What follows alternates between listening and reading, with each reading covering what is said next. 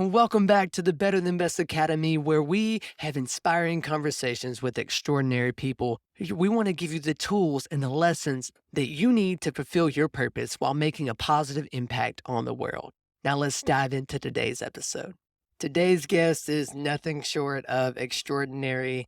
Her name is Sofia. She is a brand designer, brand developer. She knows all about personal brands. And as always, you listening and watching, you know that we love to dive right in and get into it.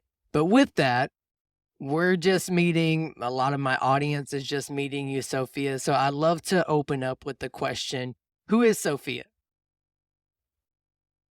Okay, that's a good question to start.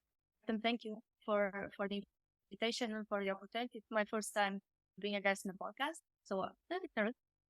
But so answering, who is Sofia? Sofia is a girl from Portugal, 25, and since I was a little kid, that I always went against the norm in everything. I always questioned everything, but then, of course, with the teenage kid being stupid and society trying to like, oh, you should go here, you should study this, because I had pretty good grades. So everyone was always trying to get me to go to med school or to law school or something like that. And I was just like, oh no, I'm going to art in high school. And everyone thought I was mad. So then I found out that I didn't actually know how to draw. I was pretty average. And I went to graphic design bachelor because it was just the most broad one that I could go to. So we had a lot of different stuff: photography, video, animation, brand design also, but also everything design related. So I didn't really know what I wanted to do. And it's always been a bit like that. I am always jumping from shiny object to the next shiny object. And I think a lot of people relate to it, that they can one thing, they like to explore. And I think that's a really common thing with creative people. And since this podcast is for creatives, I'm guessing a lot relate to this. And because of this, I actually got into an internship where I also did a little bit of everything. And then because of COVID, I got more or less laid off. And I decided I'm going to see what this online world is all about, because I was seeing all these travel influencers. At the time, that's what was most popular, at least here in Portugal, was the travel influencers, just making money out of promoting places, hotels. And so that's what I knew. So I started actually trying to do that. And then I realized it was not what I wanted. And I did a bunch of different things. And eventually I set on doing freelancing and I set on doing brand design, which is kind of weird because that's what I hated the most during university. And that was mostly because I didn't know what a logo was for. So they taught us how to design logos and how to do all the designs that went with it. But they didn't really teach us what it was for in marketing and in branding. And so I was like, I don't know what the purpose is for this. And once I started to learn more about that, about the branding side, about the marketing side, then I really enjoyed creating the brand identities for business. Yeah. And then I started working with more impact driven businesses and I've been doing that. And recently I started my own personal brand because it's just such a nice asset to have.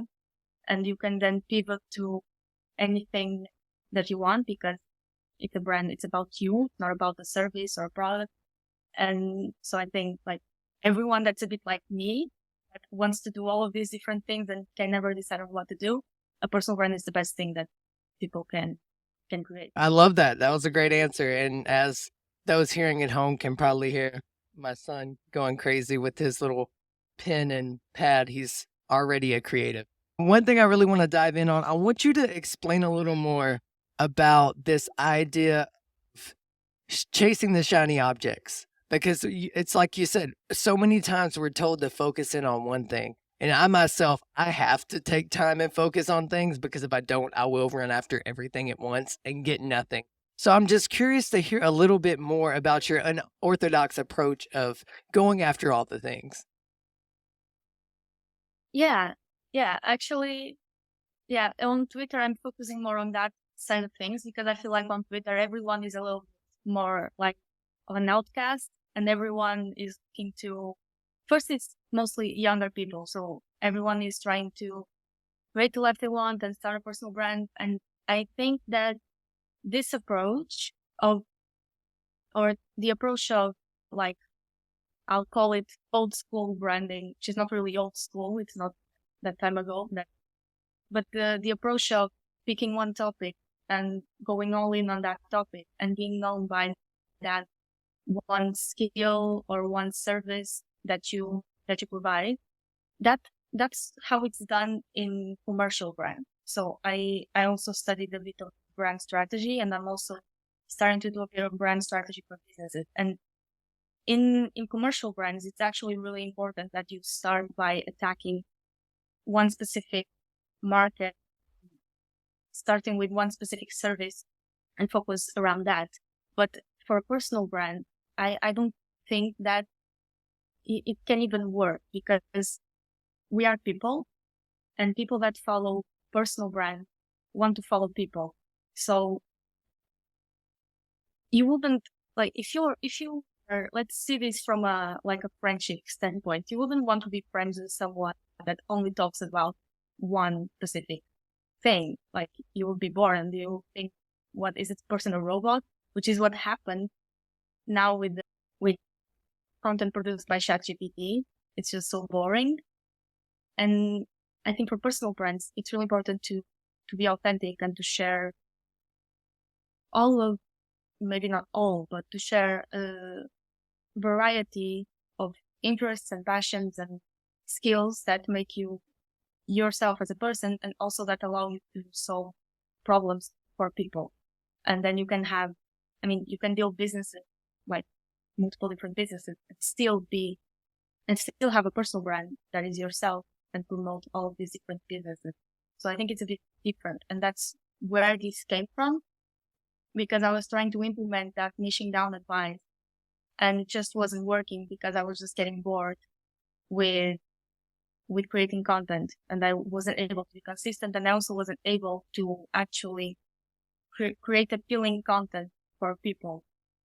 My son was getting a little upset, so I had to go off camera for a little bit, and you probably hear him for in the background. But yes, I am totally here. I love also you mentioned a personal brand because people want to follow people. I love that piece. People want to follow people, but also it's this idea of when it comes to this idea of niching down, I think the best ideal client we have, especially as I talk to a lot of creatives, so a lot of people are looking for the ideal fan. Like, say you're a musician, you're looking for that ideal fan, and they want to try to think that they're making music for a certain person or a certain group. But really, I would like to challenge them by saying, you make content for you. I look at it like a younger me.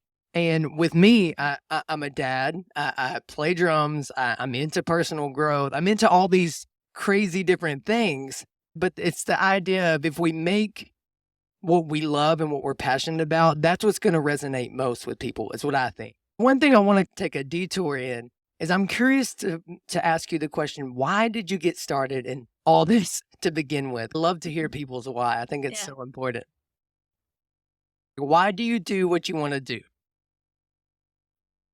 Yeah, mostly it's because I want to create a life that I want to live, and not a life that I'm supposed to live because of how things are, like, in the world, where you have to go to work and you have to, or supposedly you have to live somewhere, buy a house, have family, whatever. I want to create a life that I actually enjoy living, because you only have one. So why would I be living to meet the expectations of others? Mostly because of that. And working online, obviously, mostly because of the freedom that it gives me of creating that lifestyle, of creating my ideal day, so to say. And that also allows me to, once my cup is filled, to focus also on helping others and on helping. Even I want to volunteer eventually somewhere around the world, that attracts me a lot, like traveling while I volunteer and while I try to make the world a better place. But of course, I need to feel my own first, and to be able to do that as a lifestyle, not only like, oh, I'm going to take a 3 month break to do it. To do it as a lifestyle, I need to be able to have this freedom of building my day to day, and of building my work schedule and everything else. And also now the personal brand part, it's mostly because it allows me to impact so much people just from my words. I'm getting that feeling from Twitter now that I'm creating content there. There are a lot of people starting now, you know, to create their personal brand. And even though I'm just focusing on it like consistently now, I've started creating content in the past, but I was never consistent with it. I still learned a lot from those failed attempts. So I feel like I'm in a position where I can help people that are starting now and have no idea how to start, because there's so much conflicting information. So the personal brand I started because I want to impact as many people as possible. The working online part, this kind of lifestyle part, it's more about creating my own lifestyle that I enjoy living, and I can also help others. Cool. Thank you for sharing. I think that's really interesting. One thing I like to do is I even do this with myself, and those listening at home can also do this. It's the 7 layers of why. I like to go 7 layers, even deeper, 7 layers. And it's this idea of, okay, so you answered that why. And one of the main reasons that I heard from that why right now was you want that freedom. You want the time freedom, you want the financial freedom, and you also want to make an impact for people in people's lives. So the question there would be, why do you want that freedom? Why do you want to make impact in people's lives? Yeah, I think I was beginning to answer that layer as well. Freedom is basically just so I can do whatever I want.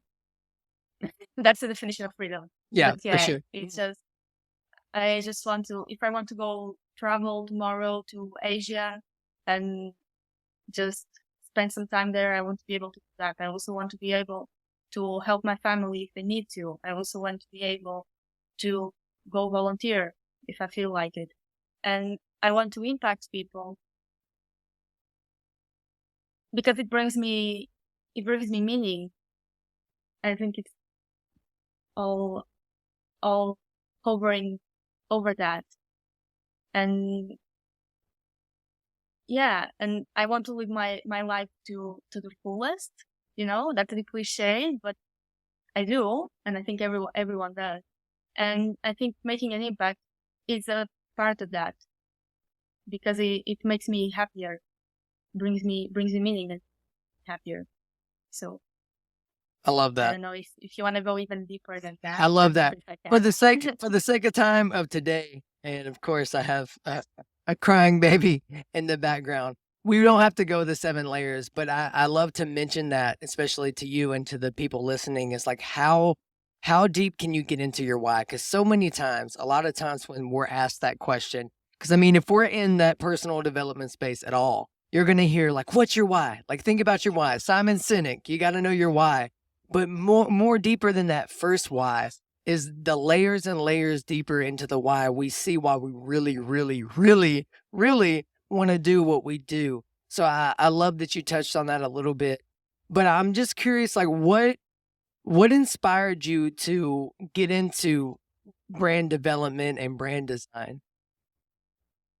Yeah, it's funny that you said brand development, because I never thought about it that way, but basically it's what I'm leaning more towards right now. It's to help people develop their brand in every aspect. But I started only with the design part. And yeah, I was remembering what I said before about me hating to designing logos in college. And I said it was because I didn't know the purpose of it. And what made me go into it, I think it was when I bought a course about those courses that you buy and that instantly, like after 2 weeks, you know that you made a bad decision. So I bought a course maybe 2 years ago about how to how to create passive income by selling courses. So those like inception courses. But I bought that, and there was a module that she touched a little bit on branding and on building a brand, but from the perspective of more a marketing perspective, because she was a marketeer. So she talked a little bit about design, but mostly about the marketing part, the branding part. So maybe I'll clarify this for anyone that's listening that's not familiar with the distinction. So when I talk about brand identity, I'm talking about the visuals. So the logo, if you have a logo, or the colors, the designs that you use for your posts, for your banners, website, everything. And tone of voice can also be included in there. But branding is more about brand development, like you said. It's more about figuring out the essence of the brand and why you are doing it, what do you want to achieve with it, what are your values, and how you're going to position yourself in the market. So what makes you stand out, what makes you unique, etc., etc. So it's more broad. Brand identity is a part of that.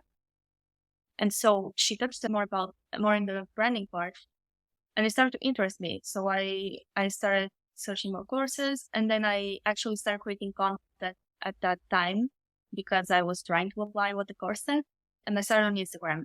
And before even knowing that I wanted to pursue branding, I started talking about a little bit about branding, a little bit by accident, because I was building the brand around this idea of owning your differences and standing out by being unique and sharing your story and everything else. It was already a little bit like my vision right now.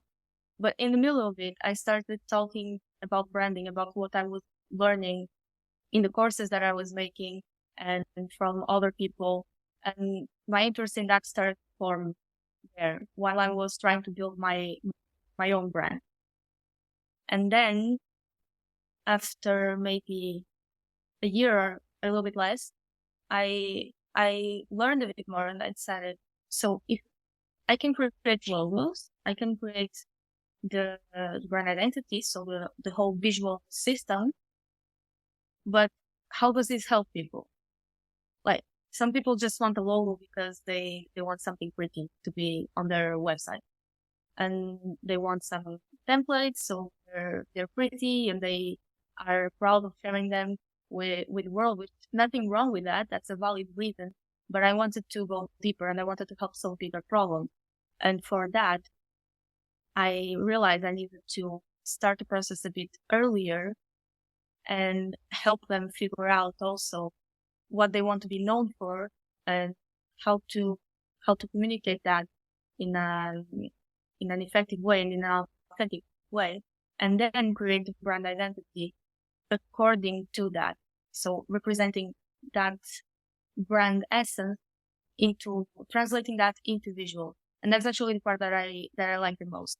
It the first part and making the transition. Then doing the designs, it's fun. I like to do it, but it's not what drives me. What drives me is really helping people figure out that deeper part, that internal part of branding, and how to communicate it and how to translate that into visuals that appeal to those people that resonate with that specific business. And now I'm talking more about commercial brands, but with a personal brand, it's the same. It's just like you were saying, it's more about you. So you can talk to your younger self, like you said, and there is also the option of maybe you are selling services or products that you didn't really need. So you're selling to actually a different person. But even though that person may be in a different professional situation, or they may be in a different phase of their life, so they may be in a different field. So for example, if I'm designing stuff, I'm not going to do it for other designers. I'm going to do it for people that are not designers, right? But there will still be people that resonate with me and with my passions, with my interests, with my goals, with my life philosophy. They're just not designers. So in personal brand, it's more that part. It's more about you. That's something that I wanted to touch on from what you said before. Just to say that you don't have to sell to your to talk to your younger self, that's a very good strategy, and it's easier because you don't have to do so much research. You just looking within yourself and try to view your brain back to like 2 years ago or 5 years ago. So it's easier, but you don't have to do it that way. You can still talk about your interests and your passions and still have people resonate with that are not like 100% you, in the sense that they don't have the same skills as you. It goes back to that circle of the thing that stood out most of what you just said was that idea of when it comes to developing the brand, it's finding the you. And for personal branding, I think it's the most authentic and most vulnerable we can be and the most honest we can be. That's what's going to resonate with an audience. Because it goes back to, like you said, people follow people. And as you see, I'm holding my 2-month-old daughter because she needed to be fed. She's a sweetheart. But that's part of my branding is like I'm going to be a dad first. Like obviously I'm a creative. Obviously I want to coach and help people. That's at the heart of what I do. I mean, podcasting is something I enjoy doing. I love the personal development aspect. But also I'm a father. And if I need to take a moment and feed my daughter or hold her or tell my son it's gonna be okay because he fell and bumped his head, I'm going to do that. And a lot of people would shy away from that. I know that probably a few years ago, I would shy away from that. And I'd be like, oh no, it has to be polished. It has to be perfect. But the beauty, and I like to think a little bit of TikTok and the pandemic for that is like a combination of both. Because I feel like with TikTok, people started showing up minus the filters, minus the Photoshop that we have on Instagram. Because I mean, Instagram really became this idea of highlight reels and this idea of you have to be perfect and polished. And I think there's something beautiful about like obviously don't put out crap. Oh, you want to say hi? So sweet. You like don't put out crap. Put out the best excellent work you can. Like obviously, I mean I'm in a green screen, right? Because that's what we're doing. But I mean to say is like if you can show up authentically yourself and you can focus more on the value that's coming out of your mouth just as much as the production value. And I mean, I think you kind of realize that in reverse because you bought a course, you learn this idea of like, let's make the perfect website, let's make the perfect logos. And one of my first coaches was saying like if you can't provide value like at the heart of what you do in a service-based business is the service. And if all you focus on is the marketing, or all you focus on is the marketing and the strategy of it all, then you miss the service itself. And let me take a second real quick. The next thing I wanted to ask is in that, obviously in this whole journey that you've had, you mentioned a little bit you bought the wrong course, the course selling courses. I think we've all been victim of I know I have myself. But one thing I'm interested in is in your journey of this brand development and freelance work, I'm sure you've overcome quite a few failures. You probably experienced a couple failures. But I would love for you to share a little bit like what was one of your biggest failures and what was the lesson that you learned from it? Oh wow, I have to choose one. No, and it's funny you say that because actually, uh, being thread that I have on my face is about like my all my failed business attempts, and that's only from from COVID, so from 2020. Before that, I started to try to be a travel influencer or something like that, but I didn't even show up in pictures. So then I realized I want to be in the moment while traveling, so I didn't want to do that. But then from all those failures since 2020, I guess the biggest one was actually that one after I bought the course, because it wasn't even like a failure, but I just didn't push hard enough. And now I think back, and if I did, I was already onto something, and it was just like a little push, and it will probably go there. But basically, I was building that brand around being different and starting your own brand and just sharing authentic stuff. because of what you said about Instagram. I started on Instagram, and that's what's most popular in Portugal. And back in the day, barely anyone used LinkedIn apart from like for say, oh, I got a new job. Like everyone used Instagram, and everyone used Instagram just the way that you said, with the filters and just showing the highlights and just sharing the perfect life. And I was trying to break out of that. And I got some good feedback.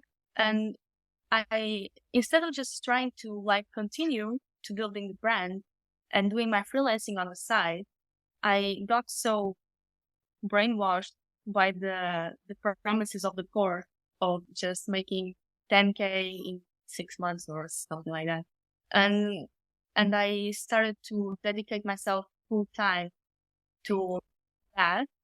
And I was creating a course, but I didn't get much done. First, I created this kind of challenge. So it was like a 21-day challenge of like to start your personal brand. So I had different audio recordings, and I had a Facebook group. Facebook groups, no one is it anymore, but and I did a live to sell it, and I actually sold three spots, but it was like a really low price. And two of those people actually bought that because they wanted to sell me something after. So actually only one sale was actually like because of the content. The people really loved it, the people that were doing the challenge. And then instead of continuing, I stopped and I'm going to do consulting slash coaching, whatever you want to call it. And I said that I was beginning to do it, and no one bought. And what did I do wrong? I just stopped and went dedicate myself full to freelance. But the lesson that I learned is first, you can't build like a loyal following that buys from you in quantity, like in enough quantity so you can live from it.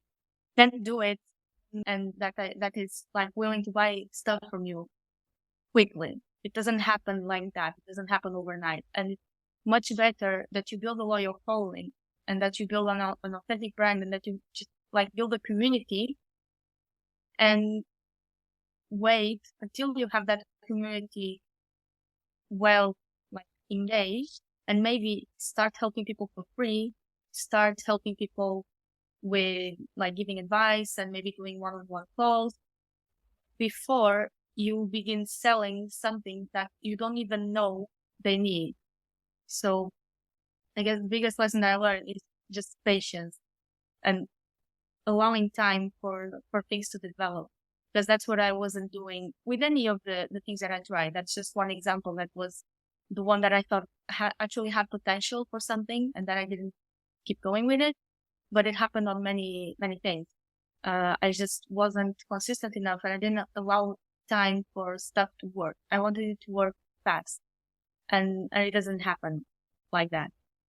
And what I would do if I could go back is continuing doing the freelancing and start doing the brand building or like creating the courses or whatever on the side, and trying to increase that time when I start to charge more, but focusing on, okay, I'm going to build a sustainable income from this part of my business, from freelancing, so then I can do the other part the right way, and I'm not chasing the money, because that makes you do desperate moves, and that makes you do stuff that is not aligned with what you want to do, with your values and what you want to create. So yeah, I get the biggest lesson that I learned is that you should have a plan B, and you should have like space and peace of mind to build stuff the way you really want to build it. And I know there are a lot of people that are totally on the like go all in, make it like you need to succeed or else you will be living on the street, and that works. But it doesn't mean that you're going to create something that is actually aligning with you. You are going to create something that brings you money, because you'll be so scared from going to live on the street or having to eat trash. But you're just going to try to survive. You're not going to create something that's really aligned with you. And for you to do that, you need to have peace of mind, and you need to have space to breathe and space to build it slowly. That's awesome. That's awesome. I love that. Yeah, this is my first podcast with two children at home with me, so I appreciate your patience. No, that's Uh, a challenge. it's quite the challenge, but we're learning as we go, huh? But it's definitely part of Yeah. it. So many people tend to think that you have to only go after the one thing. Like you can't have the plan B. Like you said, like it's that desperation. I heard a great analogy for this, and it was called the sex versus cash theory. And it was this idea of like we always have the sexy projects, right? We have the things that we really, really want to do, but a lot of times in the beginning, those things aren't going to make us the money that supports us. And then there's this idea of we have those skills that can make us cash like right there. And it can sustain our mission and the things that we want to do. And it's understanding, like, for instance, a lot of creatives, a lot of musicians, when they first start out, they don't have the opportunity to make the money from their art yet. So they have to do what they don't want to do in a sense. But it's having that understanding of like the cash thing, the thing that you're good at that can bring in income that's not what you're passionate about. That if you're able to do that, then you're not as desperate or needy when you are on the phone trying to, or you are in the space of trying to make that happen. I love that idea, but I wanted to start to kind of wrap up. I feel like a lot of people are going to be relieved to understand that it's okay to be themselves because we're Mhm. bombarded with information. Like we are in the information age for sure. And everyone's telling us to do this and do that. But I always encourage people, especially those that identify as creatives, is how can you break the rules? How can you be yourself? How can you be different and stand out amongst the crowd? And a lot of times to do that, it's by going after a lot of things that you're passionate about. It's about not being so niche down to the point where you're no longer excited about what you do. And I think all those things are super important. But before we close, I always love to wrap up with these two questions. And the first one being, okay, so you're at the end of your life. You've had this extraordinary life and it's everything that you dreamed of. And you've done all the things. You've had the freedom that you mentioned earlier. You were able to make such an impact. What do you want to be remembered for? Wow. I don't think about that much, but I'm so focused on living. I don't usually think about like what's going to happen after or what people are going to remember me for. Maybe that will come with age. I don't know. But I guess what I would like to be remembered for, it's a little by what you said and what I was talking about before. I would want to be remembered as someone that inspired people to to build the life that they want, like apart aside from like society's rules or what you're supposed to do. I want to have inspired people to break out of that and to just live life for themselves and for the ones that they love, not for what people they don't like want or for what the government wants or what society wants. None of that matters. And I want to have inspired people to do that and in consequence have created great moment in in their life and have opened the doors in people's minds that did it. Hey, I just wanted to pause here and give you the opportunity to either apply to be a guest on this show or give you the opportunity to work with me as your coach. To do that, you will find either of those links in the description that'll say either be a guest on the show or book a free 30-minute Zoom discovery call. Each path will get you headed towards living your most creative and fulfilled life as you learn to live better than best. All right, now back to today's conversation. As you can see, stuff on my shirt. I love this. I love the reality of all this. But again, I love that answer. That was great. I appreciate you for taking the time to be on the podcast. And that the final question I like to ask my guests is, do you have any questions for me, or did I miss anything? I do have a question for you, but before I just want to say something about what we were talking previously about the meaning and how creatives need to wrap their heads around like the things that are going to make them cash and the sexy thing. Yeah, for And sure. that's something because that's something I struggled for a long time, and that's one thing that was keeping me from actually starting my personal brand consistently like I'm doing now, and from in the middle of everything that I want to do and that I'm doing, actually focusing enough so I can take it to the next level. So I was struggling a lot with that because I wanted to make money to like I was living in my parents' house. I am right now for temporarily, but back then I was for real. And I didn't feel independent. So I wanted to feel independent. I wanted to make money. But also when I focused too much on making money, I would just give up and become lazy and not do anything because I needed that part, the sexy part, the things that you actually enjoy doing. And then I moved completely into that and forgot the making money part. And so it's really important that we, in any way that we can, find the time management skills and the like maximize our energy level so we can focus on both. Because if not, we as creative people are going to suffer a lot and are going to give up and keep switching from one to the other. We need both. And the question I have for you, just why you started this podcast? Like in everything that you could have done, why a podcast? The reason I started the podcast was really as I wanted to start to cultivate that community of creative people, but also just because I feel like there's a lot to be learned from hearing the story and the process of someone else. And it's also great because I feel like both of us come out of this conversation better because we've learned a little bit. Like I've learned a little bit about your story. I'm sure I can take a few nuggets away from it. And then just like you can come out of this thinking about the sex versus cash theory, that idea of we need to really focus on both because if we don't focus on both, people will definitely people can tell when you're desperate that much.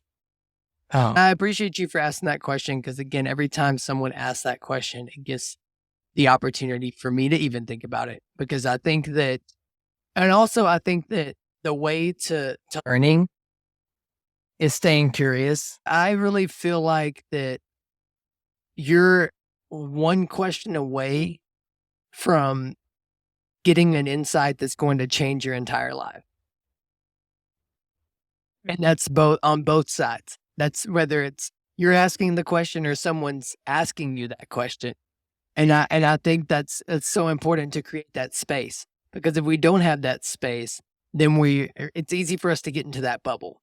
And if we're in this bubble isolated in our own thinking and our own perspectives, then we don't get exposed to the possibility of something else. Yeah. And that's the reason I'm also thinking of doing maybe not a podcast because it involves a little bit more like editing and stuff, but I'm probably going to do Twitter spaces a lot after I get back from the trip I'm going. Not that I get back, after my partner comes back. And so I'm alone in there and I just feel like full focus mode. I'm going to do more spaces, Twitter spaces, because you just get to learn so many perspectives from people and just have a chat that can open a lot of doors, like you said. Yeah, for sure. I think that's great. And if you would love for me to be a guest on your Twitter spaces, I'd love to Or be a part of that because I was listening to one the other day that was some awesome value. I can't remember who the people were in it, but it was just like, wow, this is great.